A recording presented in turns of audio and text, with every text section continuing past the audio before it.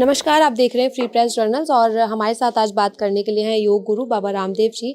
Sir, भारतीय शिक्षा board जो है उसको बनाने की क्यों ज़रूरत पड़ी और किस तरह से उसमें जो है वो काम किया जाए? देखिए, अब फ्री प्रेस जर्नल को मैं कहूँगा फ्रीडम तो हमारा आ गया था 78 ईयर्स 79 ईयर्स पहले, लेकिन वो स्वाधीनता राजनीति की थी। शिक्षा की स्वाधीनता आज़ादी अभी बाकी थी। 1835 में जो मैकाले पाप करके गया कि हमारे 7 लाख से ज़्यादा गुरुकुल तोड़ दिए, हमारी संस्कारों पर आधारित शिक्षा व्यवस्था को उसने ख़त्म कर दिया।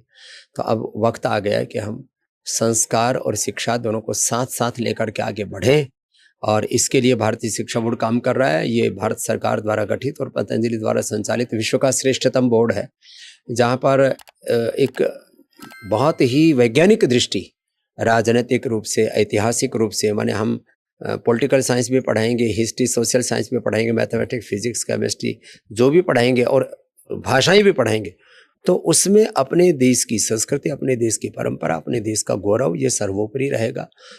बच्चों के अंदर वो व्यक्तित्व, नेतृत्व, चरित्र विकसित होगा, जिससे कि बच्चों में एक लीडरशिप क्वालिटी डेवलप। सर, पिछले 3-4 दिनों से हम यहाँ पर हैं और हम देख रहे हैं कि आयुर्वेदा पे लोगों का भरोसा बढ़ा है और लोगों को इससे जो है फ़ायदा भी मिला है। कैंसर के भी पेशेंट्स हमने देखे जिनका इलाज हुआ है और उनको इससे फ़ायदा भी हुआ है।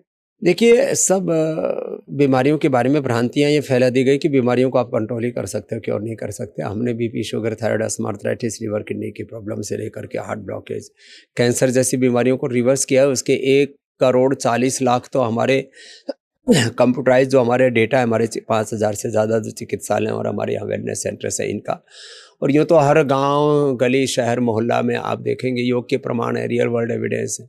तो अब योग को अब प्रमाण से भी ऊपर पहुंच चुका है। ये तो एक तरह से कहते हैं ना, अंतिम प्रमाण के रूप में प्रतिष्ठापित हो चुका है।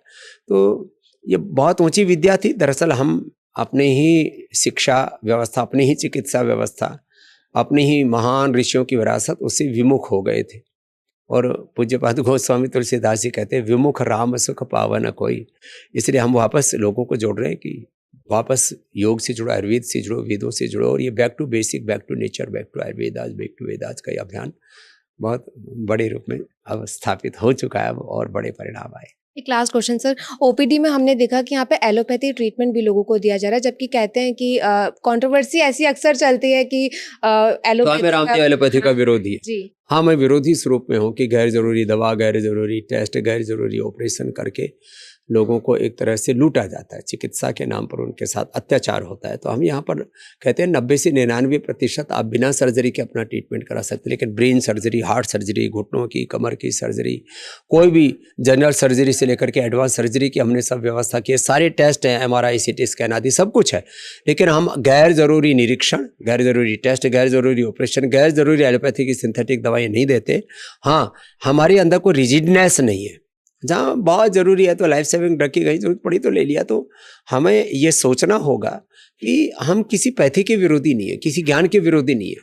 हम ये कह रहे हैं कि जब हमारा श्रेष्ठतम है तो फिर हम दूसरी तरफ ताका झाकी क्यों करें। तो ये थे हमारे साथ बाबा रामदेव जी, जिन्होंने बताया किस तरह से आज आयुर्वेदा जो है वो जन जन तक पहुंच रहा है और उन्होंने कैंसर के ट्रीटमेंट को भी यहाँ पर पतंजलि में जो है लोग इलाज के लिए आ रहे हैं और उन्हें फ़ायदा मिल रहा है। और बाबा रामदेव जी ने बताया कि किस तरह से जो आप हैं आयुर्वेदा को अपना कर अपने लाइफस्टाइल को चेंज कर सकते हैं।